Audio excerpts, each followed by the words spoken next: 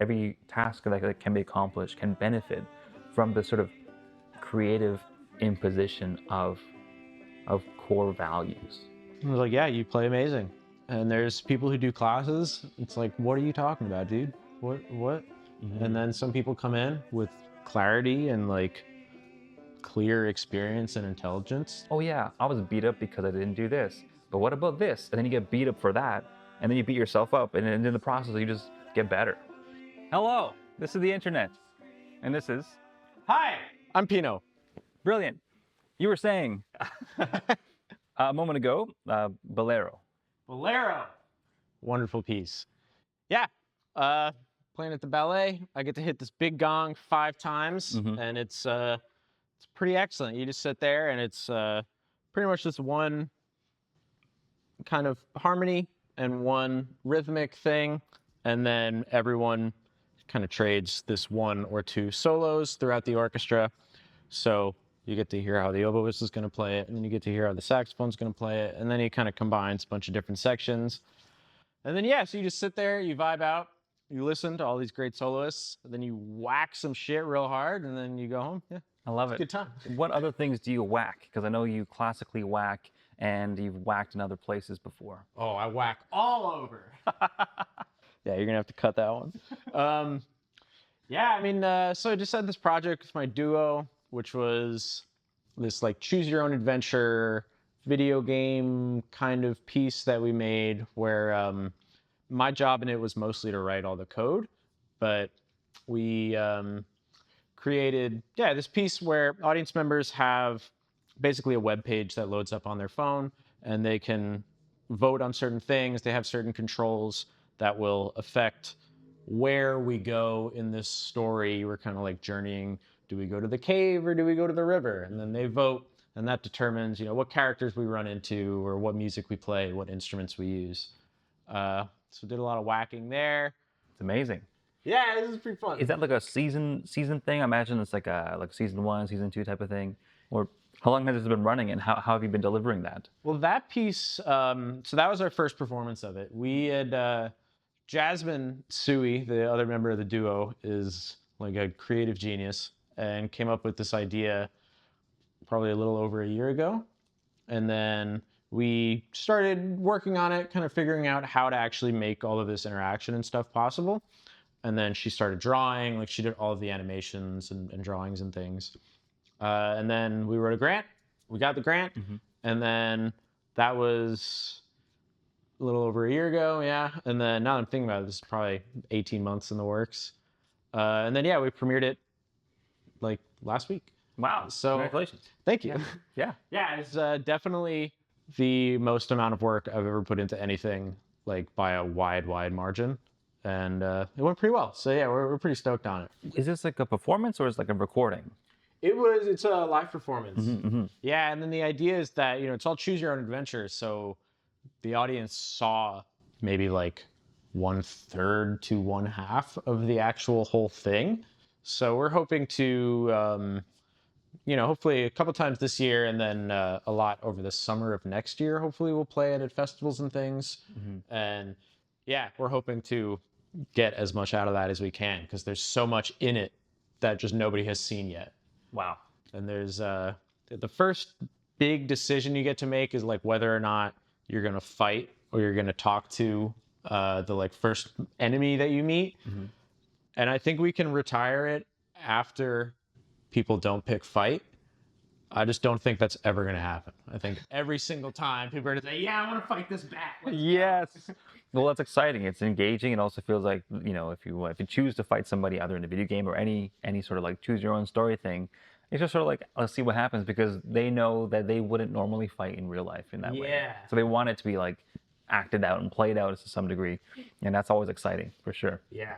Yeah. Tell me about how your like your musical background, because you do a lot of coding stuff, some software stuff, a lot of experimental like techie noise stuff, and you're a classical percussionist. You have a banjo here today. There's a lot of things that you've done, that you're doing.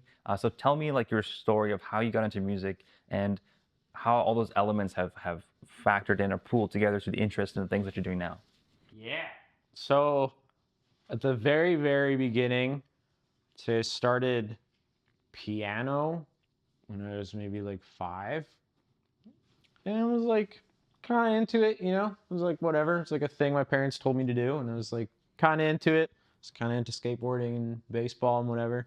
But then I decided I wanted to learn guitar.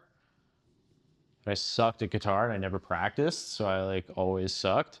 And then at school, they were like, hey, we're going to start band next year. You should pick an instrument.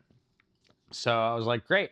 I'll either play guitar or this thing they call percussion because you needed to audition to do percussion. And me and my friend like didn't know what that meant. So it was like, I'll bet you $5, I can get the percussion spot. And then I fucking smoked him. And then I started playing percussion in like grade 4 band. And then, yeah, started taking drum lessons after that. And then in grade 10, I went to this like classical training program on Saturdays. It was like I would leave my house like 5:30, go to the train station, head to the city, do my classes, and then come home at like midnight. And that was like Saturdays and weekends for grades 10 to 12. I never really like thought about it much because everyone in that program, pretty much everyone went into classical music for like university. So I just kind of defaulted to that and didn't really consider much. And then yeah, I ended up picking university just kind of based off scholarships and like whatever ended up making the most sense after all the auditions. So then I landed at Oberlin in Ohio and played percussion for a year or for the first term, just regular classical percussion. And that was pretty much my only interest was to be there as a classical percussionist. And then I took a course, I forget the name, it was called Technology for Performers or something like that. And it was like, Oberlin has a really great electronic music program called Tamara. It's Technology and Music and Related Arts. Cool. So yeah, it's a lot of like interactive electronics is a big part of it, and like composing with electronics, just electronic music and other sort of multimedia things is like the general focus. So this class was for the instrumental majors at the school to learn these skills and kind of just like if you really wanted to play music with electronics, but you weren't necessarily like a composer or stuff like that. So took that class, got really into it, and then ended up getting a minor in Tamara. And then that was kind of how I got into improvisation in general and like noise music, and just the idea of using electronics or computers at all to make music. And then where do I go from there? So yeah, started off really wanting to be like an orchestral timpanist. Then that was like, okay, I never want to do this again. Timpani's hard. It's like, it's just too hard. Percussion is like, it's easy. A pitched giant drum, and you have to have multiple of them for different pitches, and you're required to play them, but every tune might have a different key, might have a different thing. Yeah. I imagine it's a hassle. It's like, I mean, it's like actually being part of the orchestra. Where like in percussion, there's a little bit of an, like if anyone heard this, they'd be like, yes, you're still part of the orchestra, like shut up. But like, it's, you play a triangle, it's like you're never gonna sit in with the orchestra. You're playing a fucking triangle. It's always gonna be just like up there. And same with like a bass drum. You're always gonna be down there. Cymbals are always gonna be out of the texture. There's stuff you can do to fit in, but like it's always something else. Where timpani is like you're basically one of the bass players or like a trombone player, and you really have to be tuned into a lot of things. Where again, maybe I should be more tuned into these things as a percussionist, but like it's just a different like access point to like how to think about it. Right. But yeah, anyway, I just like hitting the triangle, so it's like, man, I'm gonna hit all these like weird cool sounds rather than try to learn and master this like beast instrument. Yeah. Timpani are sick though. Fucking timpanists, awesome musicians. But yeah, so then got into electronics, got really into composing with electronics, and then improvisation and theatrical percussion. I was really into that as well. So how is theatrical percussion different than classical percussion? To me, it's the same. Theatrical percussion, what I mean, and I don't know if this is necessarily like the correct term for it, but it's or theatrical like music in general is pieces written for like a percussionist, and you're playing percussion in whatever means that is, and also doing something theatrical. So often with some sort of speech, sort of like maybe reading off of like poetry, maybe like dictating a story while you play. But yeah, something that involves usually like some sort of acting, some sort of vocalization. So when I graduated and it was time to look at anything to do, but I was pretty interested in getting a master's degree. So there was two places I was really interested in, and then I decided like screw it, this is a good time to move to Canada. I'm just gonna move to Canada. So there was then only one place I was interested in, because the professor there, this woman Ayun Huang, is just a monster percussionist, especially in like this contemporary kind of playing, but also is like one of the top people that you could see and learn from to do this like theatrical stuff. So I went and auditioned for her at McGill. Got in, was like, great, I'm gonna move to Montreal. This is exciting. And then I think it was like August, she sent me an email saying, hey, like I'm moving to Toronto. you can come if you want. I'll like I could probably get you in. I was like, yeah, I'm really only going for you, so I'll go wherever That's great. you go. Yeah, yeah. And then that's how I ended up here. Stayed with her. Did my first year was like very, pretty much only did theatrical stuff, and then the second year I did mostly composition stuff and like a little bit more with the electronics, a lot of arranging of like piano music for percussion and like small ensemble music. And then yeah, then I graduated, and then there was the pandemic, and it was like I don't know how much that actually shifted my interests, but it was really after that that I started getting more into like the orchestral stuff, where it was like a big part of my early upbringing. And in university, like in undergrad, that was also, it wasn't like what I was personally focused on, but it was a huge part of my professor and just like the overall education. And then in grad school, I was able to make my own thing a little bit more, and then was less orchestral. Um, and then I started needing money, and then the orchestras are, they have money. So I was like, all right, I'll play these gigs. Oh, this is actually like really fantastic. I want to do more of this. So I started practicing that stuff more, started taking like auditions here and there. Yeah. And so now I feel like I'm pretty squarely like between technology and new music and improvisation and like orchestral performance. Yeah. And then out of nowhere came like all the software stuff. And Yeah, what's that? That wombo combo. yeah, so that kind of came out of nowhere. That was like end of the like would be like the school year of 2022, I think, maybe 23, where I just decided like I'm gonna go get a software job. This is dumb. I'm gonna stop being a freelancer. And then so I went and did one of those boot camps where you just like learn to code for 12 weeks straight and like do nothing else. Wow. So I got a sublet. I like moved back to Long Island with my parents and was just like, nobody talked to me. Nobody offered me gigs, which I didn't have to say it. Nobody offered me gigs that whole summer. So it like actually worked out perfectly. Nice. Yeah, I just had to tell Mabrook, like, I'm in New York. If you want, I did play a Mabrook gig in New York. No actually. way. Yeah, That's great. yeah, because they like operate pretty close to my like hometown. Great. In their like New York. So you got one gig at least. Yeah, so I had that one gig, and that was really great. I was like the lead guy, which I'd never done here. So to do it there was like kind of funny. With all these strangers that I'd never met. Yeah, I'm sure you killed it. But oh, it was great. This dude, I'd never seen this here. The guy getting married had it was one of the very traditional ones. He had this massive sword, man. You're just running around and swinging it. Yeah, it was awesome. Yeah. Yeah. But yeah, so I did that software thing, and then it was like, all right, I'm gonna look for jobs. And kind of in the process of while I was doing that, like hundreds of thousands of tech people were getting laid off in like the post-COVID massive layoffs. So it became, and it still pretty much is, like near impossible to get a software job. Yeah, that if you tech had boom no experience. has definitely come down. Yeah.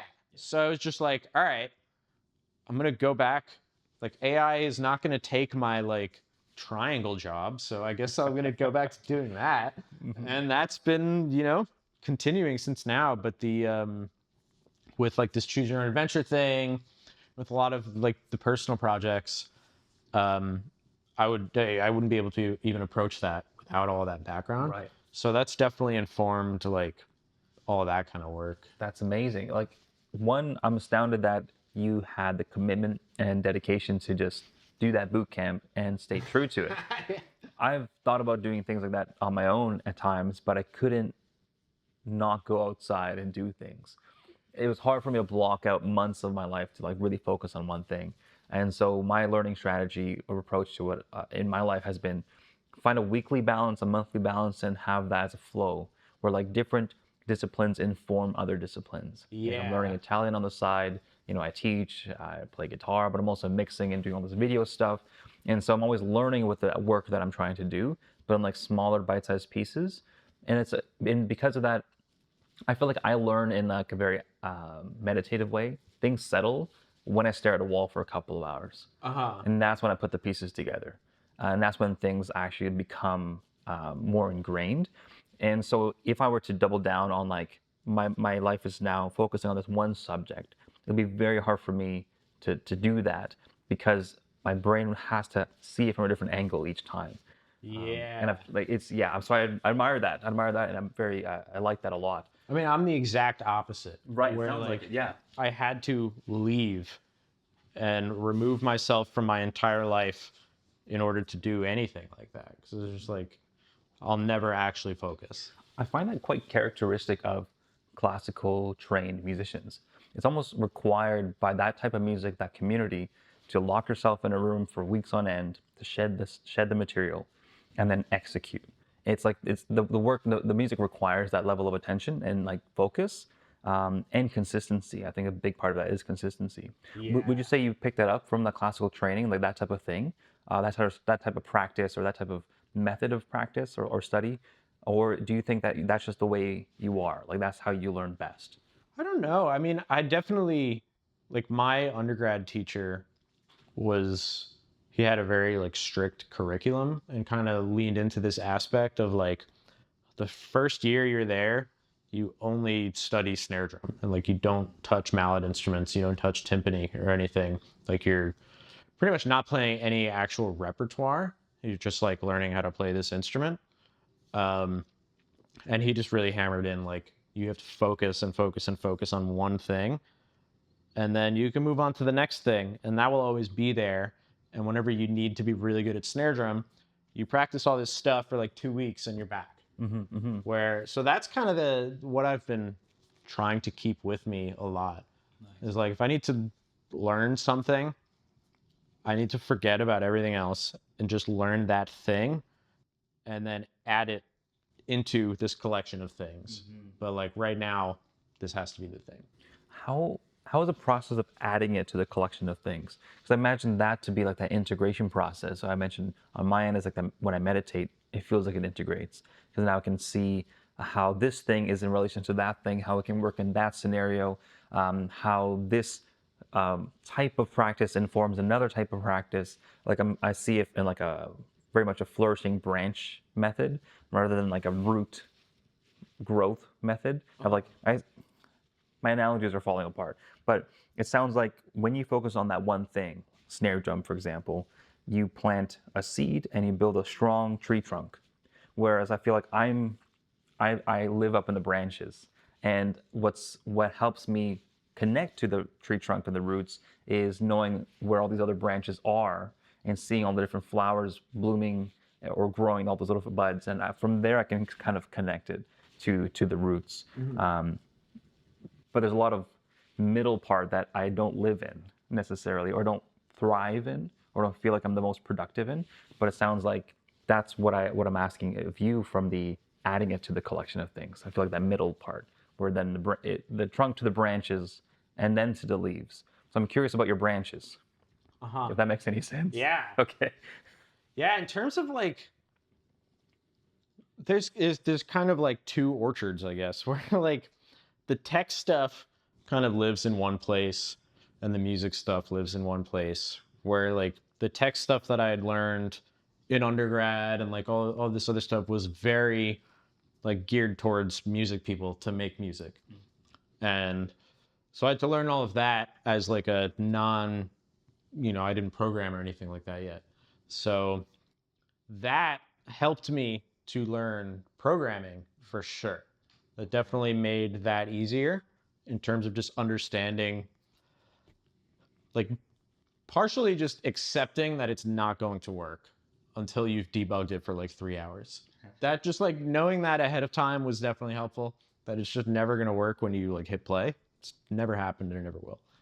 But and then learning all the coding stuff, even when I go back to these older softwares that I'm still, programming, but not using like written code, the process is just like so much clearer. Like I feel like I'm like doing it in easy mode now. So that all definitely kind of melded together into like one line of thought where, if this isn't working out very well, how would I do it over here? And then how can I do that process in this environment instead? Nice. And then with percussion, it's way more, I think, about like nerve muscle things and like specific technical things where like I spent a decent amount of time like a few months ago practicing for the ballet for an audition there, and bass drum was like a big aspect of it. So I just spent a lot of time like practicing bass drums. Like, how do I hit this thing and make it sound nice? And like with this tam tam part that I'm playing now, I'm like very exactly doing what I would do on a bass drum, and it's different from how I used to play the tam tam. And it's different from how I used to play the bass drum. Um, and now I've been kind of applying that to like when I play marimba. It's like, well, how would I hit this if it were a bass drum? And it's like, oh, I actually like that sound a lot. Nice. And then Yeah. kind of, yeah. And then there was the same time where I was like kind of relearning ideas on like how to play the xylophone. And then that totally changed the aspect of how I'm playing the bass drum. And then it was like, so these things always, it's like, it goes back to that 1 year snare drum being like, this is how you hit a thing. But then it's like, all right, how can I hit this thing a little bit different to do something just a little bit differently? And then, yeah. How have your peers, I guess your classical percussionist peers, do they have a similar approach to practice and study of that role as you do? As I'm assuming that if they went to the same school as you, where you spent the year on the snare drum, I imagine that they would have a very similar approach to what you're describing now. But have you met other classical percussionist peers that kind of take a different approach or come from a different school of thought that you've experienced? I think generally with the education, I mean, it really comes down to who like your lead professor is, but usually people are not giving like this level of focus, I think, to things, especially when they're first like really learning them. And I think that does set you back in a way. Not set you back, but like it just to have like such a baseline of fundamentals gives you like a level of comfort that I find really helpful. Yeah.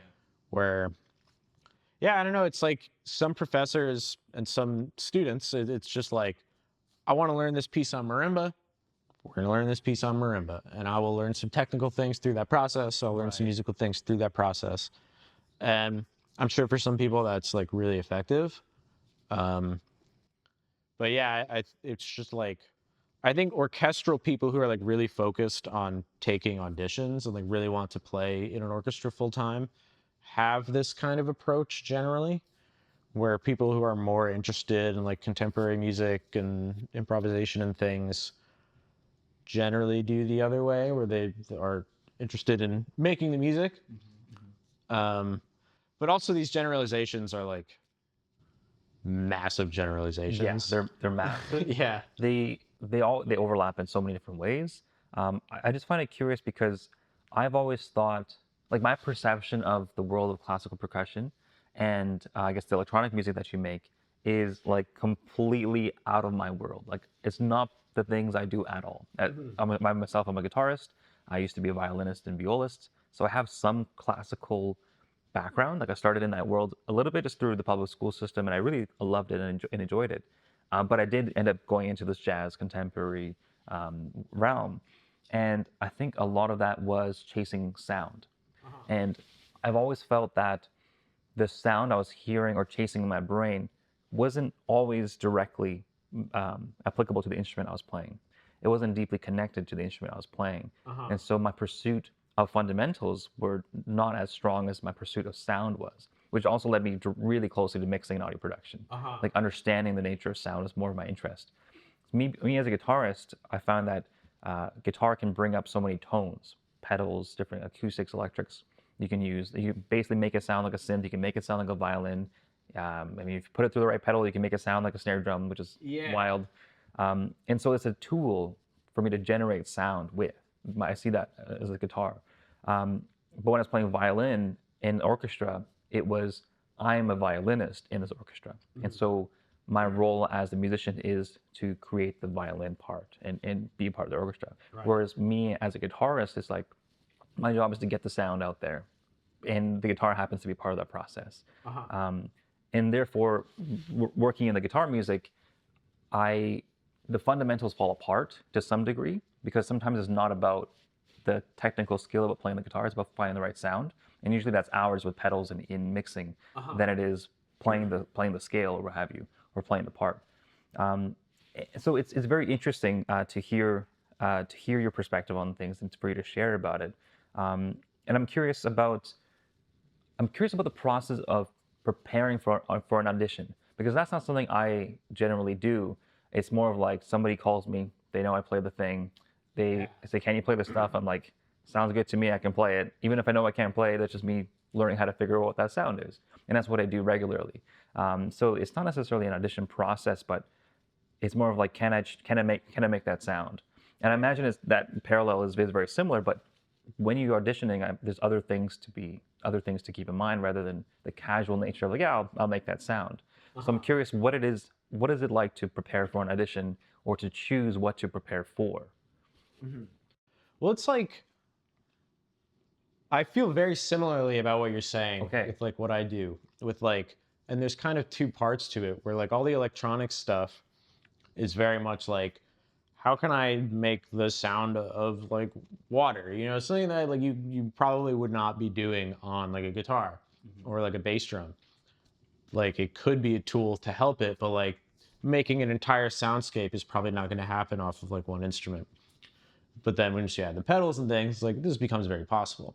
And then with the orchestral percussion stuff, that's like what I think, and I think what most people think is like the best part is that when you play the triangle or the bass drum or whatever, it's like you're very much searching for like creating that sound, but you don't get help from any technology. It's like you got to examine how fast you're coming off of the note and like, okay, well, maybe I should come off a little bit slower. Maybe if I put my ring finger down, it'll dampen it just a bit and that'll like mute the high frequencies, but keep the low end. And like things like that, I think are really fun to explore. Yeah. And like I was saying, you know, now I feel like I play the marimba like I play the bass drum.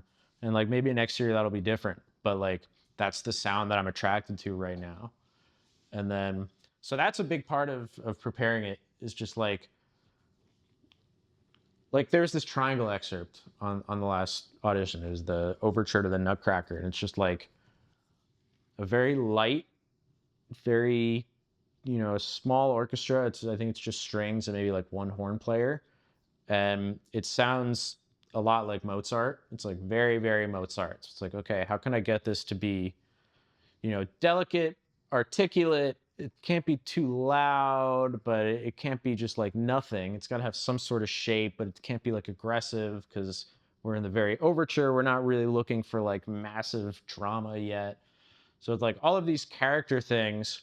And then it's like, okay, I know exactly what I want now. How the fuck do I do that?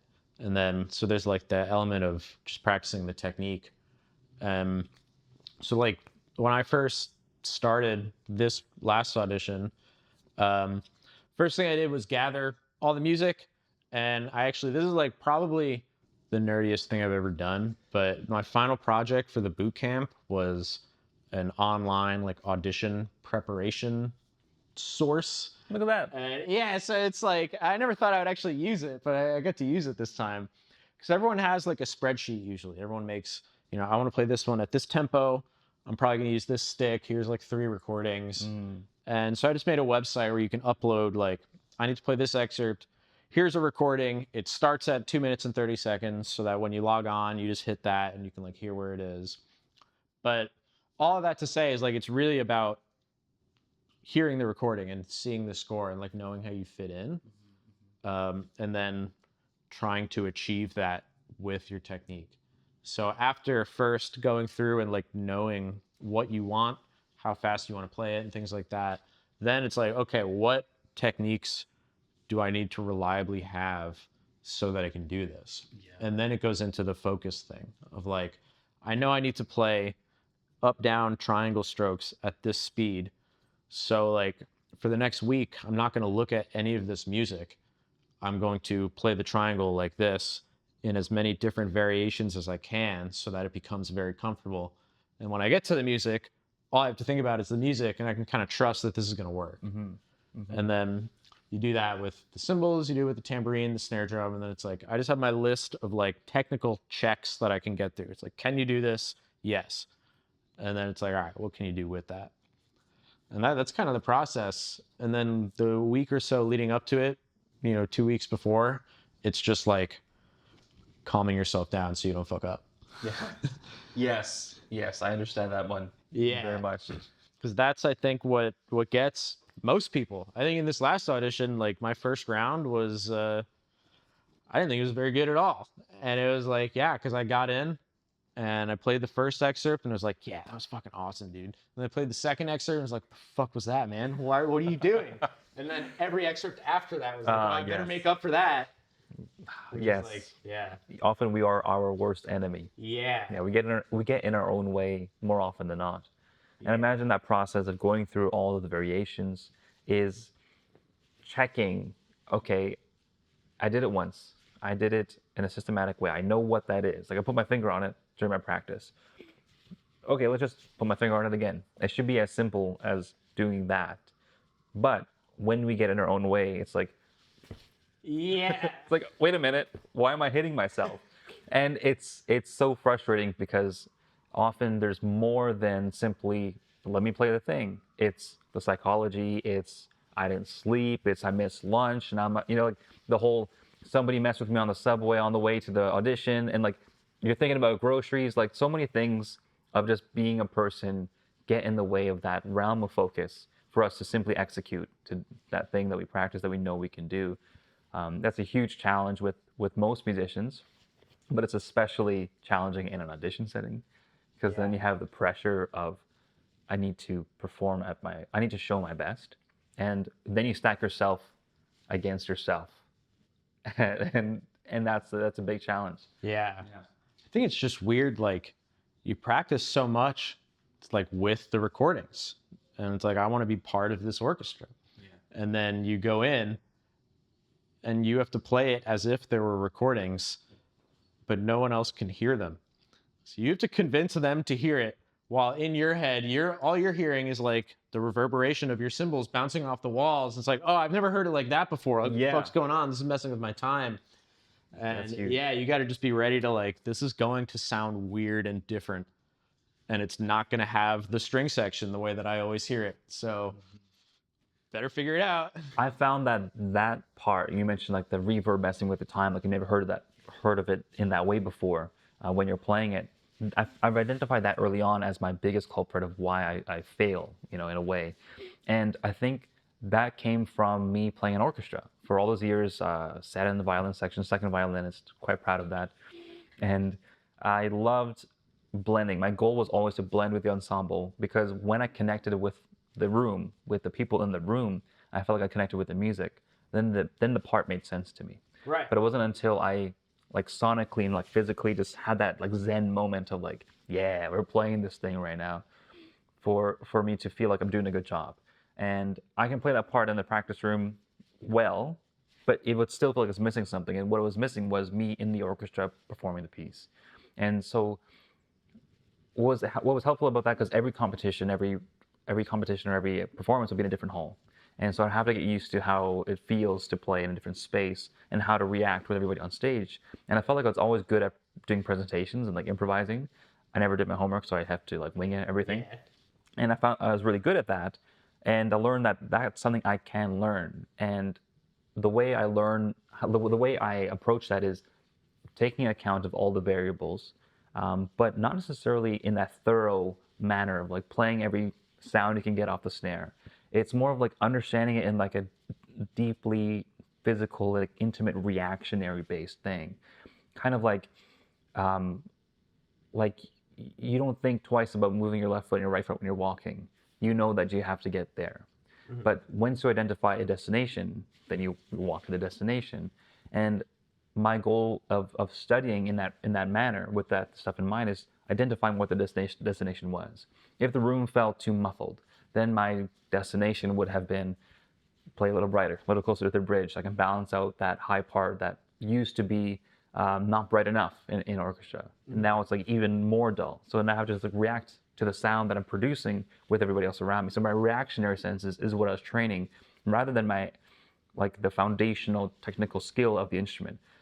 In a way, I've always trusted my ability to execute on the instrument, and it was precisely my connection with the sound I'm chasing that helped that to execute. When I got into jazz school, playing guitar with an amp in a room, different rooms all the time, different amps all the time, was the biggest challenge. I would be so distracted of what I was supposed to play and learn, and more distracted by the sound I was producing. Like, why isn't this the sound in my brain? Why isn't this the sound that I use in the practice room with my headphones, what have you? And trying to understand what that was took a little while, because then you have EQ, you have amps, you have compression in the room, you have air fractions and all that kind of stuff in the space, the way the frequencies work in the space, understanding the materials of the room, how many bodies are in the room. Like those things would be in my mind in theory class when we're trying to play the scale that we're all learning. And I'd be so distracted about that I couldn't not ignore it. And the more I explored that, the more that became not unknown, but more comfortable, because now I've practiced reacting to different environments. And then the execution part was like fine.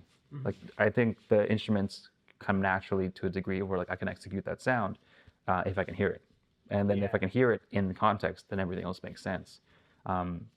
So it's very interesting, because I think my sensibilities of what I'm describing as chasing sound actually come from my experience in a classical setting, trying to connect with the orchestra, playing that part, and like if I'm just playing the part, having everybody else hear the orchestra as well. Like how you mentioned in the audition, if you're just playing that triangle part, you want to make sure it feels like there's an orchestra there. And that's such an interesting nuance, because you work in isolation a lot in classical practice, but the goal is with this massive group. Yeah. Where in contrast with like jazz, for example, you can work in isolation, but you also work in small groups. So it's like it balances out those environments with more frequency, but less intensity as far as like numbers of people, or like the kind of the huge occasion of it all, the huge event of it all. Yeah. Whereas like you have less frequency with classical stuff, but the event is much more like a lot of resources, a lot of people in one spot, like there's a lot of that involved. Also, the variables are limited, because you're limited to your instrument and the nuances of your instrument. Where in a smaller group setting with like a maybe contemporary experimental jazz combo, you got a bunch of pedals, your arrangements are fluid, you can just kind of improvise things, and you would kind of like manage that flow and that flux of all those decisions. It's a very interesting thought process, is what I want to wrap that whole statement up. A little ramble. Yeah, very interesting. Wow, I'm curious about your experience chasing that professor you mentioned, going into her master's, who moved to Toronto. What was that learning experience like, and like why did you believe that you can learn from this individual? Like what was about her that made you believe that you can learn something from her? Well, she came and did a class at my undergrad, and it was just like, yeah, she's sick. She played, and I was like, yeah, you play amazing. And there's people who do classes. It's like, what are you talking about, dude? What? And then some people come in with clarity and like clear experience and intelligence. It's just like, yeah, I got a lot to learn from you. Nice. And she was just kind of one of the few like very top respected professionals in like my very specific area of interest. So yeah, just kind of made sense. and she's like nice and fun, which like means more to me than I think it maybe should sometimes. But it's like, yeah, I would rather go and like have a good time with like someone who's like interested in doing cool shit and is gonna like enjoy doing it. Yeah.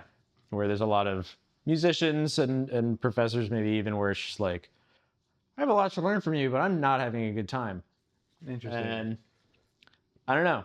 I had one teacher in high school where it was like, oh, you're making me not enjoy this.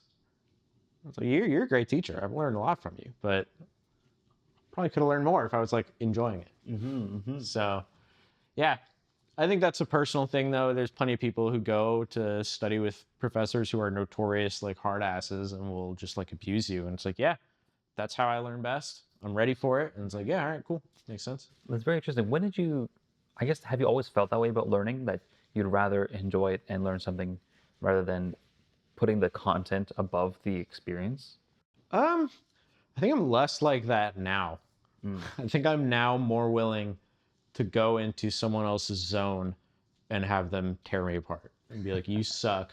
This is what you have to do to get better by tomorrow. Nice. Okay, I will do that then. You know, I hadn't really experienced that so much until like maybe a couple years ago. And I was like, oh, okay, this is actually effective. Like, I'm terrified right now. But you know what? I'm definitely a better player now than I was last week. So, yeah, okay. Has that, is the reason for that that you've gained clarity of your purpose as a musician and what your goals are, would you say? It's kind of like, yeah, I guess so. I mean, it's like related to the area that you're playing in, I think, where it's like, if you behave like that in certain settings, it's like, who the fuck are you? Like, why are you talking to me like that? And then you behave like that in certain settings, and it's like, yes, you are the boss. You can do whatever you want. And yeah, I don't know. I've been more interested in those settings lately. So it's like, okay, this is how this works.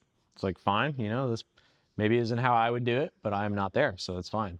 Yeah. And it's like I still am experiencing different things different ways, and it's like at any point I could just be like, no, I don't want to do this anymore, and that would also be fine. So yeah, I don't know. It's like kind of interesting to see how people, when they need to be leaders in this context, how they approach it, and like the fact that it can be effective depending on who you're working with has convinced me that it's not necessarily wrong to behave in any sort of way.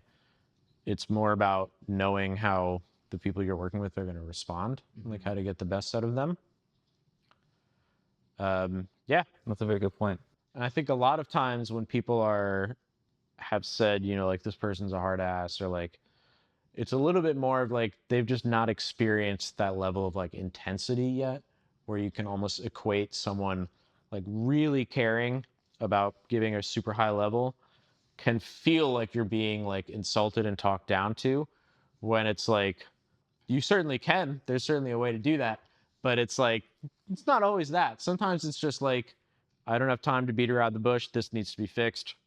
Do what you have to do to fix it. It's like that to me is not like, that's not out of pocket in any way. That's just like, yeah, okay, gotta do it. I teach privately, and I always balance those two approaches, like two ends of the spectrum.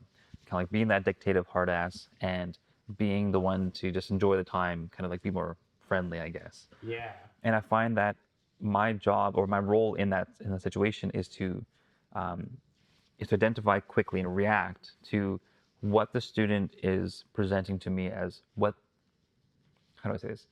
I have to react to what I think they'll best respond to. And I have to adjust my approach every moment of the lesson to borrow from either end of the spectrum to give them what they need more directly. Where if a student would say, I need to learn and I want to learn this and I'm determined to learn, and then I say, great, I'll be the hard ass, I'll start there. Here's what you got to do. And then I see that then they're completely crumbling and crying into tears, you know? It's like, okay, that didn't work. Yeah. Why? And then I have to go to the other sense to explore. So there's a lot of exploratory stuff versus the focused dictative stuff.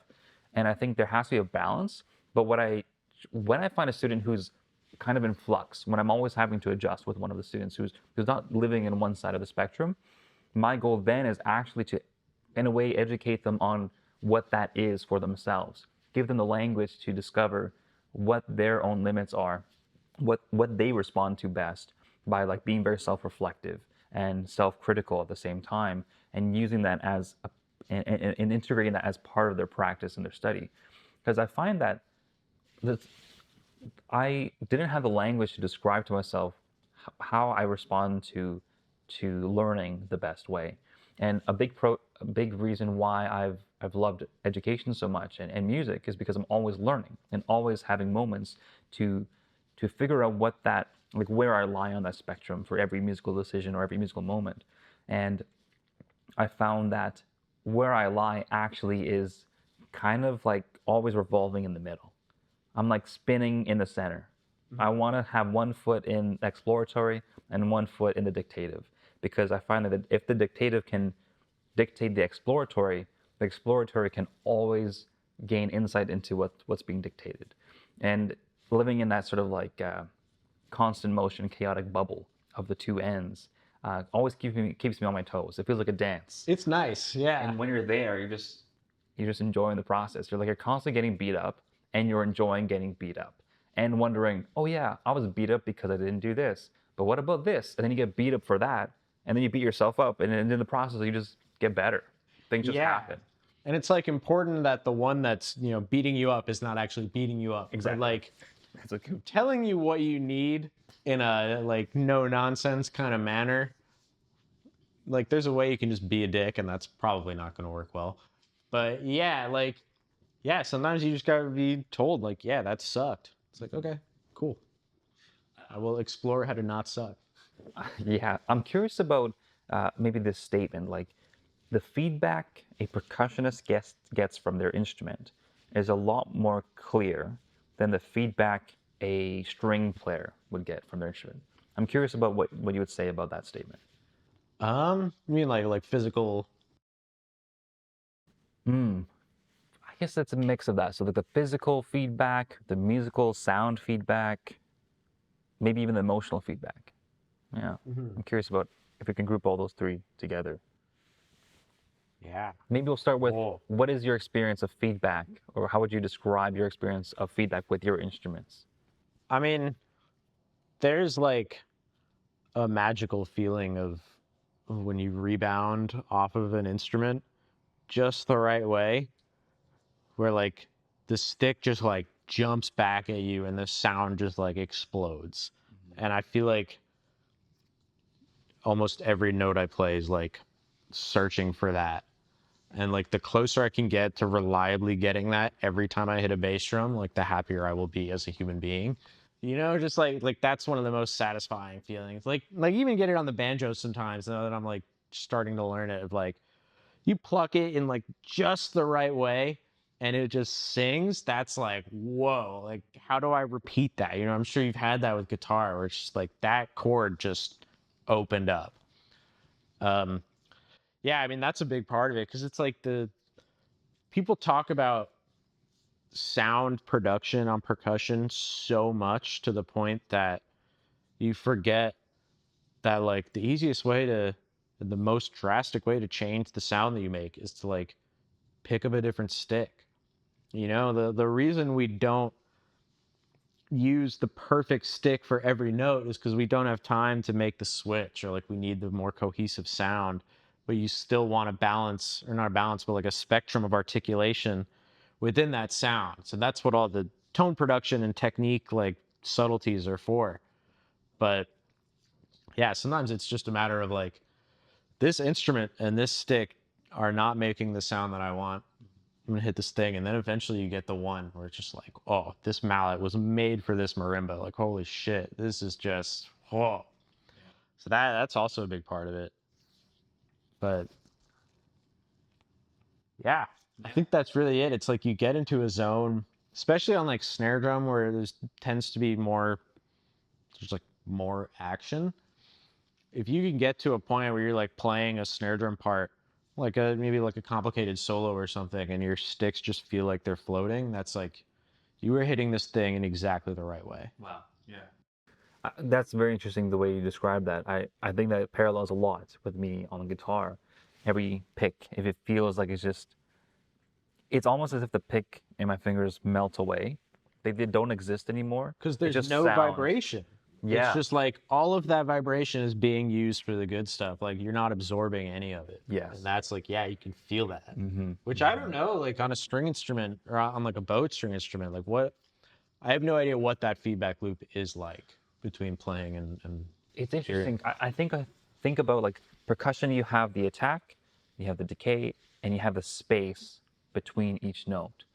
With I think sustained string instruments, even guitar to a degree, you have the attack, the decay, and the opportunity to sustain. And so you can fill in space with sound, but now that sustained sound is isn't as clear as a diction of the articulation, like as a strike of the note. It lives in its like own kind of world that has to be managed in context.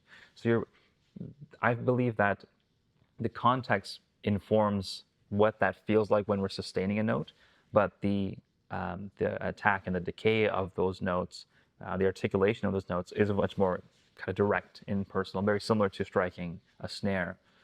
The physical sensations, I think, that I've found to be success, I would describe as success when I'm playing a string instrument, either guitar or violin, is when I feel it resonating into my bone structure of my fingers. It feels as though when I can find those resonances on the instrument, I'm now not pushing my finger down on the string and playing the instrument. It's now I'm connecting through vibration with the instrument. The vibrations is what I'm connecting to. It feels like it goes deeper into my system than me executing fingertip movements on the instrument.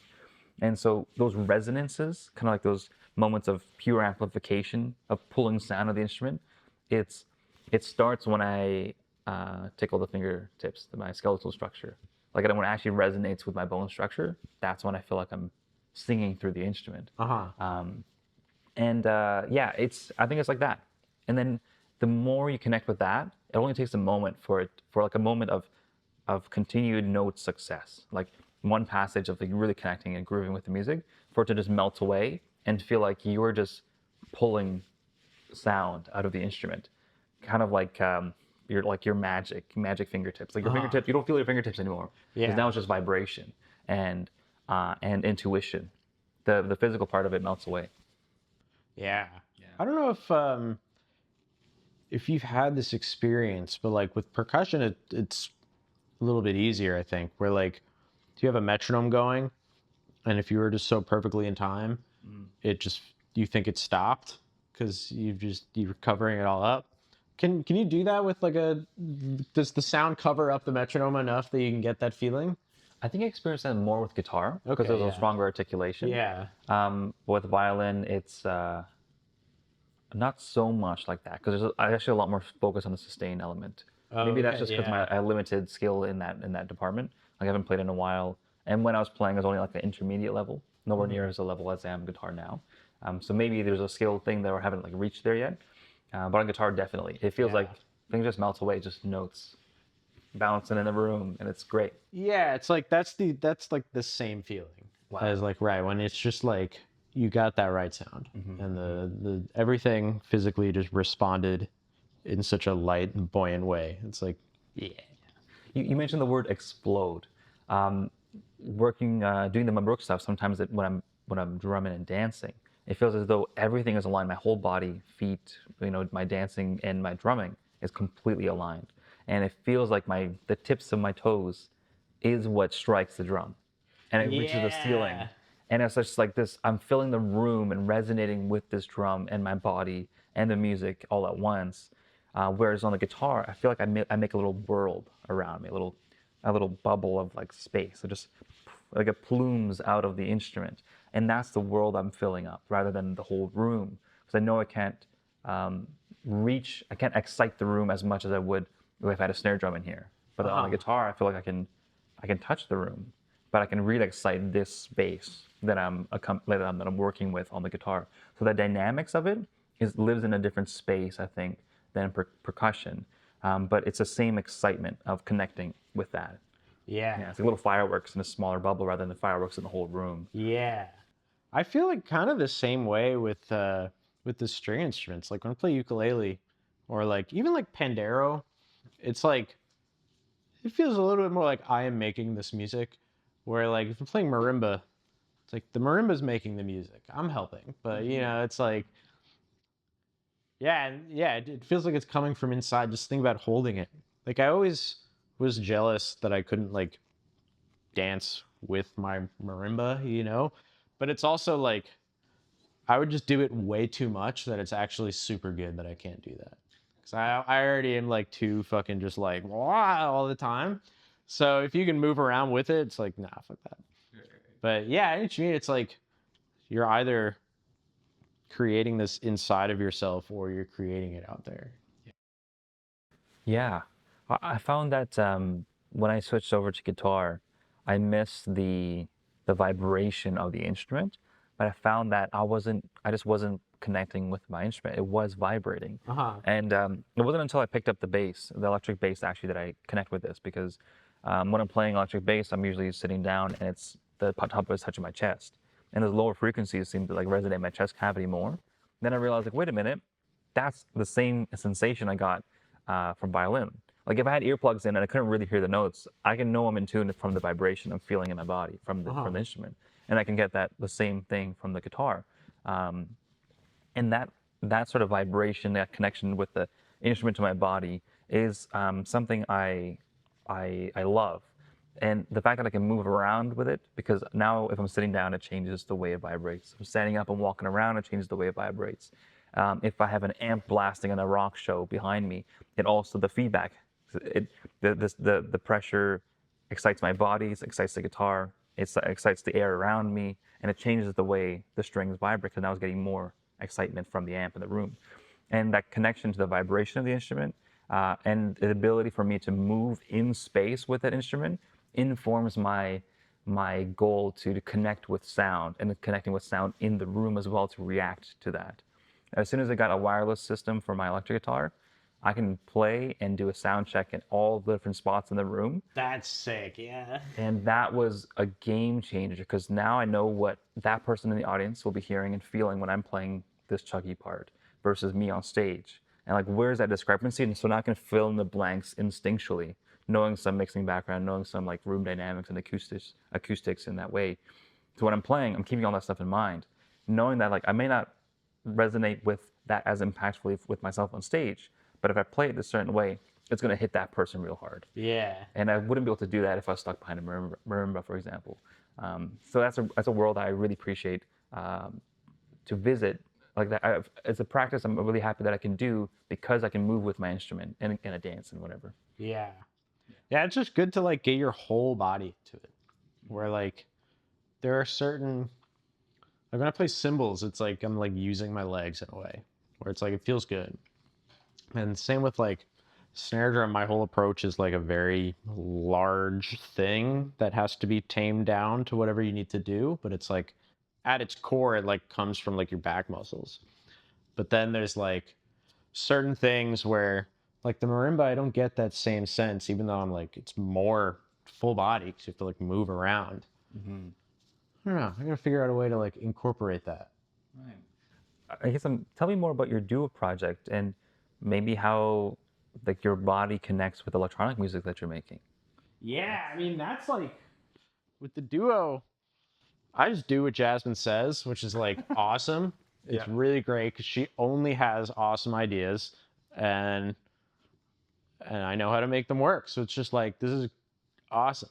And it's a lot of the time it's more of like a like mental emotional satisfaction of like creating this thing that like could not have existed without like exactly the both of us working together. So like this past piece, it's just like so ingrained in like every frame of this that like Jasmine did this. You know, this is like very much her on screen. And it's like to be able to facilitate that and to see it happen is just like, yeah, this is like no other group two people could have made this thing. Like it's just so uniquely like personal to us. Great. That's what I really like about the duo stuff. And then but there's also like there's all the improvisation, like the free improv scene in Toronto is like amazing. Yeah. And Yes. so I go to a lot of those, I play sometimes, and that's where I tend to use like the electronics. Like you saw the seasonal aggression show, Yes. and so I played the electronic drum kit, but Volume was not loud enough, but yes, it was yeah, there. no. But so that was like the reason for the electric kit was that you actually never heard my sound just go out into the world. It went into the no input mixer, Right. which is like a mixer that has the outputs going back into the inputs to make a feedback loop. And so normally people will just play it like that, and it becomes this like ridiculously expressive instrument where every single EQ or volume knob or whatever just like will massively alter the sound in an unpredictable way.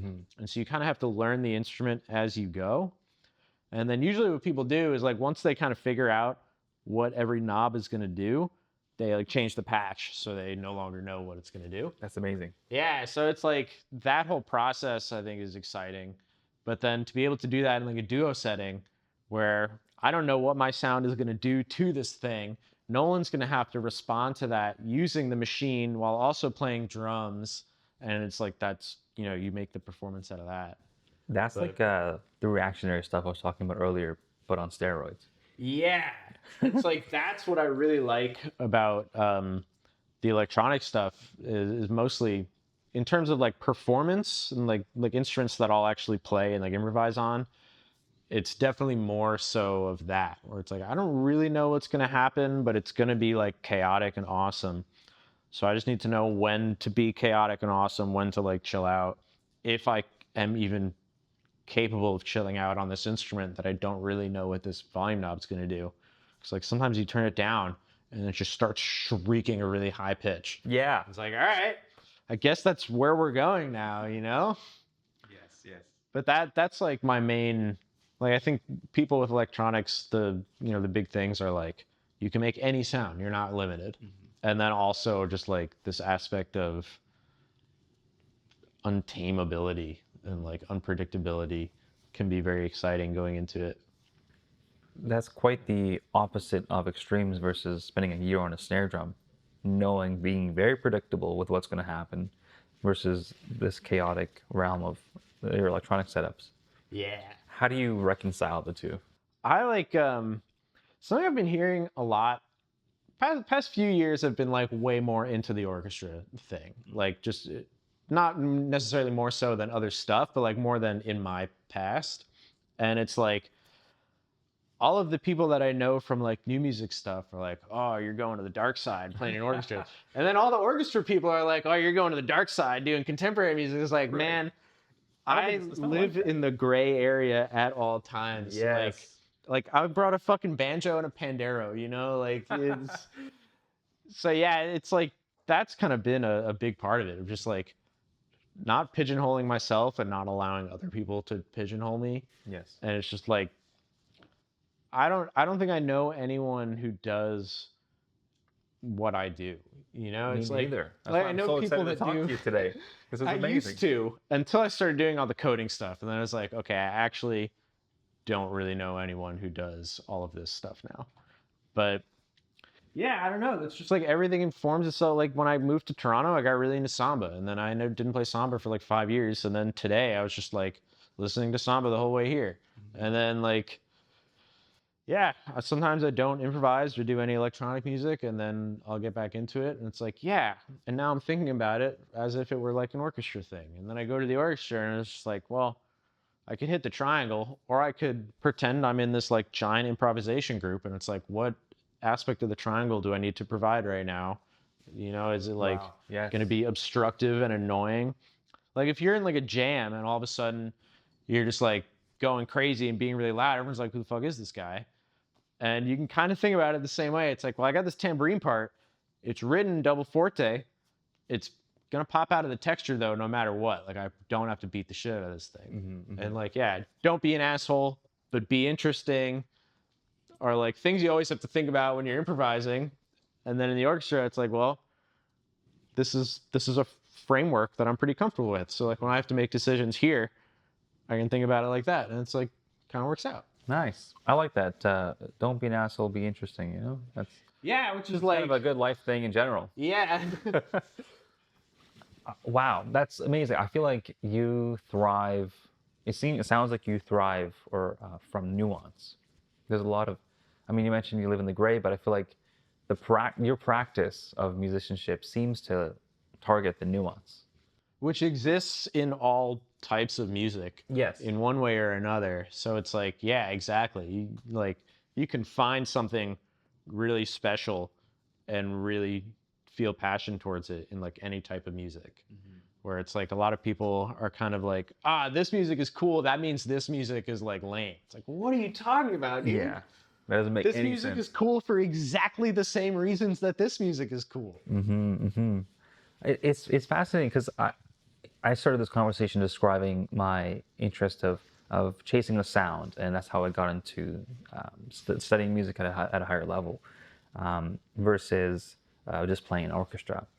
And the more I learn about people's stories and trajectories with their musicianship and how they approach their instruments or the music they create or how they talk about it, is just there's always just like something. Either it's one specific thing, like I love the sound of Metallica's guitar, and then the person just becomes a shredder playing that music for the rest of their life, and that can be a thing. There is something to be said about what that thing is as a category, as there is a specific sound and feeling gotten from that music or inspired from that music. But it sounds like once we identify them as maybe trained musicians or professional musicians, we can translate that across other fields, disciplines, environments, getting to the core of things, and then applying it to other scenarios. I think that practice is something integral to the creative discipline. And I think that's something that is lacking or can be seen as lacking in other disciplines like, I don't know, finance, where it's a different focus. But I think every discipline or every person's life, every task that can be accomplished can benefit from the sort of creative imposition of core values. I think that's the way I would say it. The creative imposition of core values. And I think that's what often people describe as beautiful or celebrating art celebrates humanity. It's the identification of what those core values are and the kind of like the distillation process of it connecting on so many different levels and environments, different people. So then they can realize that we all can see the same thing. It's almost like, yeah, it's like putting your finger on something, really. And we kind of do that literally with music, right? We just hit the snare Yeah. or play the note, putting my finger on it. But in the middle of that, like, man, we never touch. It's electrons. It's all those sciencey, physicsy stuff's in the way. Although I'm touching right now, I'm not really touching. But like what's in between is something so beautiful that I feel like it takes a lifetime to really appreciate. And I think we're trying to do that as musicians in our own ways. And how that is presented is vast. Yeah, I mean, it's just like one day we woke up and were able to recognize patterns, and then all of a sudden we had music. And it was like, what the fuck? Like, we're making this shit up in our heads. Like, none of this vibrations means anything until it hits your ears, and then it turns into sound, and that still means nothing until somewhere on the outskirts of our brain we turn that sound into music, and somehow we turn that music into emotion. Like, what the fuck? Like, how do you, it's absolutely insane. And I feel like I've more so like recently been just like drawn to whatever things make me feel just like aggressively human. And it's like just like a lot of times just like physically, but then also with just like how I've been experiencing music being like this just doesn't make sense, like being human but also just like being completely outside of any sort of physical space. But like only in a human mind can you like perceive it that way. I don't know. At a certain point, words fail us. Yeah. It's like, yeah. Just gotta Chinese words, right. Yeah, they're useless right now. Um, you shared a little clip of a song you wrote on Instagram a little while back. I watched it, I listened to it, I loved it, and I just felt like I wanted like, why isn't that not a song? Why can't I just listen to that when I'm walking down the street? And I tried to learn it, and make it into like a whole thing. It's just I had basically repeated a bunch of times. And I'm curious if you can share a little bit about what that song is and where that came from and why you shared it in the first place. And and I guess, are you looking forward to us sharing performing that song today? Yes. Wow. I'm very excited to debut the banjo. I don't know how to play it. I cannot play this instrument. And you'll never realize if you just clicked on the song rather than the podcast. You'll never. I mean, we'll see. Like, We'll fool them. that's why I brought the Pandero, because like at least I kind of know how to play that. But yeah, man, it's I've been doing like singer-songwriter things in like high school bands and stuff, and then my mom got me a ukulele one year, and it was just like something about it. It's like, this is my instrument. Like, I fuck with the ukulele so heavily. Um, I was like busking a lot and like writing songs, and then one guy came up to me and was just like, "Yeah, man, something about your voice and the ukulele. They just work together." I was like, "All right, well, that's all I needed to hear. This is the thing that I do now for the rest of my life." And Great. Compliments go a long way. yeah, but yeah, no, I do like how the range is like a little bit higher, and then my voice is a little bit lower, so they kind of like meet in this area. But all right, yeah, the yeah, been writing songs, and then that one was yeah, I was delayed in the Newark airport, and like I was just visiting this girl that I was seeing in Boston, and the song started out being like, "Oh, this is like nice things, but you don't like receiving compliments." That's what this song is about. And then as it went on, it was like, "Oh, I'm actually like not that interested anymore. I bet you wouldn't want to hear that either." All right, well, that's what the song is about now. Apologies. Yeah. um, yeah, that's pretty much it. Yeah, I just like singing songs and playing the ukulele. Yeah, very nice.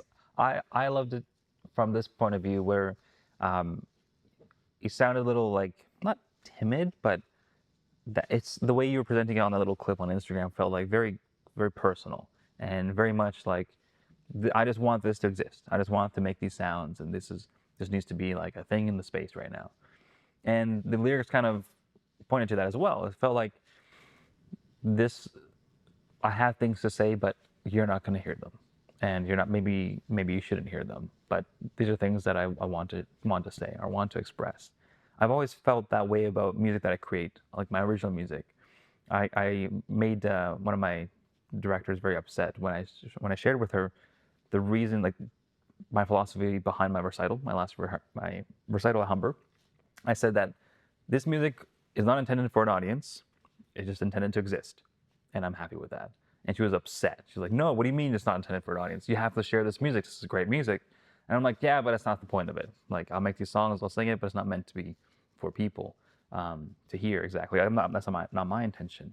And there's something about that for music just to exist, just feels good, and feels like it should exist for ourselves or for what the music is calling for. It feels like it takes on its own spirit in that sense, and a little bit of that I felt, but a lot of that, if we kind of think about that, maybe in a character setting, in a movie scene setting, it can be quite lonely and quite depressing or introspective. And I kind of got those emotions from that little clip, and I guess my interpretation of things and my connection with that song that you shared was all around that, and I love that. So I was really excited to connect with that music more, and I'm excited to share that experience with you today and see what happens. Nice. I mean, I like that interpretation a lot more than my own. So nice. Sure. It'll be what it is, you know? Oh, where do I go from there? We have that. Tell me about the banjo. Where did that come from? Why is that happening? Man. So like, there's this thing like people used to say a lot, where it's like, "Oh, I listen to all music except country and rap." That was like the thing that every kid would say, and it meant like, I like pop music and indie rock, you know. But it was like everyone would say that. And I used to say that, and it's like, by far my two favorite genres are country and rap. And it's just like I never thought I would be that kind of person. But yeah, I don't know. Like a year ago, I was carpooling these people. they were listening to like some kind of country bluegrass music, and was like, oh, this is fucking awesome. What is this? And then I started listening to it, and then started hearing some other artists, and was like, all right, this music is amazing. I'm gonna learn how to play ukulele in like a 3-pick banjo style, and that was fucking stupid. Didn't work.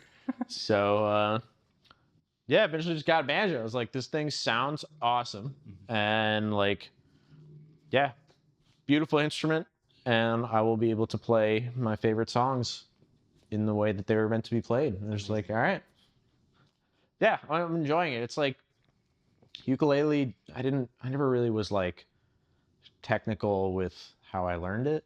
It was just like my right hand can't really do anything except like strum a chord. So I've been trying to do the whole focus thing with this and like really just like do 30 minutes of like one finger pattern and like figure it out. Yeah, so that I got it kind of right after or right towards the end of the ballet audition prep time, which immediately after I went into doing this choose your own adventure thing, so I didn't have time to practice. And then immediately after that, I started this finance company with my cousin. So I've been doing that instead of practicing, but I've been doing like a little bit. Yeah, that's the story with the banjo. Great. Just think it's neat. Amazing. We'll wrap it up in a bit. I'm curious about what's your plan? What's down the pipeline? What are you trying to work towards? And maybe what's the next 5 years looking like? Where will you be in 5 years? Well, I'm American.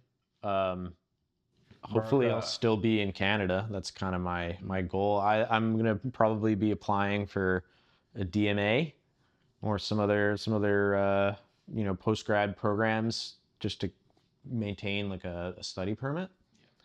Other than that, I don't really know. It kind of depend on how that all goes. But yeah, I'm starting this finance company, and I'm just writing code, building this website, which is like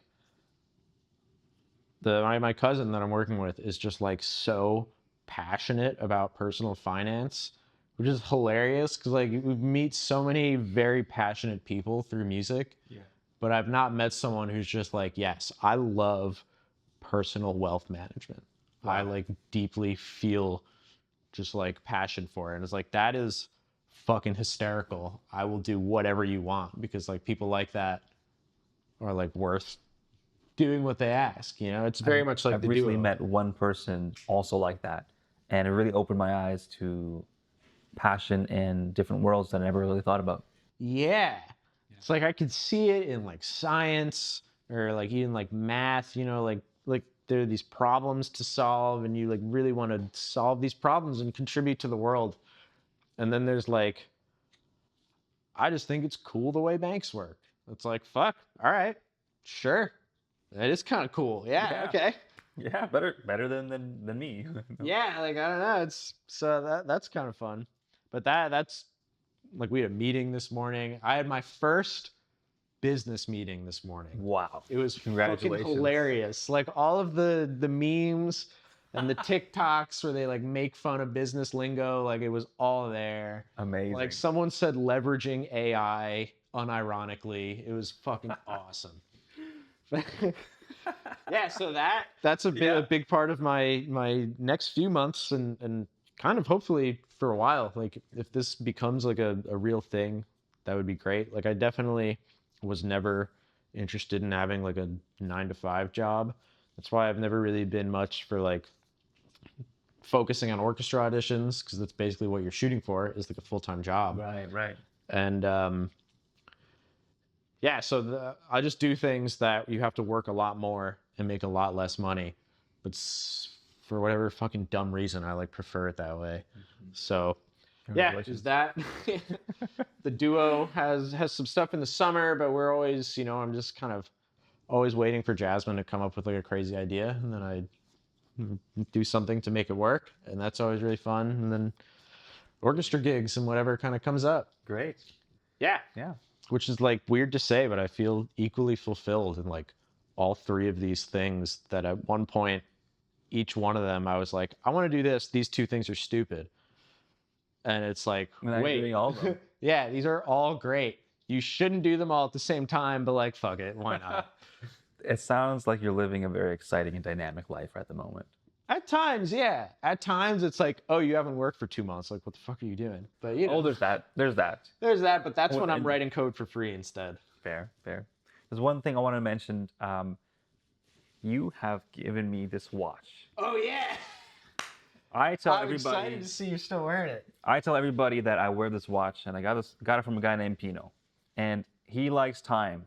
He plays time, and tell me about your interest with watches. I love this Yeah, watch. man. It's amazing, and I always think about you when I'm wearing it. So Oh, thank you for being a part of my life in this way, and it helping that's me keep my awesome. time. nice. Although sometimes apparently you do rush, or this does rush sometimes. But Oh yeah, yeah. That's the thing with the automatic watches. It's like it will never be as accurate as like the cheapest quartz battery powered watch because that technology is just like insane. Mhm. But this technology is like 300 years old. So, but yeah, I don't know. Like my cousin, different cousin, is was into watches, and his friends were, and we would talk about it. And it was like during the pandemic, especially, we'd all be on Discord, and they'd like share their screens, be like, "Oh, I'm looking at this one, whatever." And it was kind of that moment of like I've heard people say this about like microphones, where it's like they all look the same, until eventually you see one, it's like that looks fucking terrible. And then you realize, oh, okay, like there's a little bit of difference here. And then, yeah, you look at enough watches and you start to kind of pick out what you like. But it's kind of like a nuanced thing. There's like, I like how there's a design aspect of like, you're pretty limited to just like a circle with hands and like some markers to help tell what time it is. And like within that structure, you have to make something either unique or just like cool. Or sometimes even it's just like not that unique or cool as a design, but the materials all just come together in a way that's just pleasant to look at. And yeah, so I don't know. They were all into watches. My cousin like gave me one. I was like, cool. And then, all right, well, this is cool, but like when I wear this outfit, you know, maybe I'd like this color. So I was like, all right, I don't know, go buy another one. And then it was like, okay, I cannot buy more watches. This is stupid. So I really wanted a purple one. And the cheapest purple one I could find was like $3,000. So I was holy. like, oh, I can never buy that, but I can just have one if I make it, and it will not cost that much. So I'm gonna try that out. And then it's like, oh, it's nice to have a hobby Yeah. that has nothing to do with my career or like goals or anything at all. Amazing. Which like up until this point has just been like doing drugs and playing video games, which is like nothing wrong there. Still a Yep. big fan. Yep. But it's nice to have one thing that's like you can almost pretend it's productive Mhm. while also not being a music or coding thing. Very nice. Yeah, that's kind of how I got into it. Now it's just like sometimes I wear my glasses just so I can like in a rehearsal like peek over and like see what watches people are wearing. You know? Like, Not to read the music or see the conductor or just. never to see the conductor. Sometimes if the music's far away, it's helpful, but yeah, it's usually just to like ID watches on the subway. Nice. Nice. Yeah. I like that you're focused in your hobbies, in your interests. It was so fascinating to hear what you had to say about all the things you do. I'm happy that I got to learn more about it. I've always been curious after all this time. Meeting you so sparsely in the few moments that we've had, I always felt that you were a very authentic human being Oh my God. who's doing what you're doing unapologetically, and I very much welcome that. So thank you very much. Oh, I'm happy to hear that. Thanks. Louis Pino, or Louis Pino. Ah. Yes. Thank you. Thanks, man. Pleasure. Great. Wow. All That's it. right. That's it. Fuck yeah. Fucking A, man. That was great. Thank you so much for Nice. sharing all those things. Yeah, It was man. so Thank you. You're good at this. Exciting to hear. Just ramble.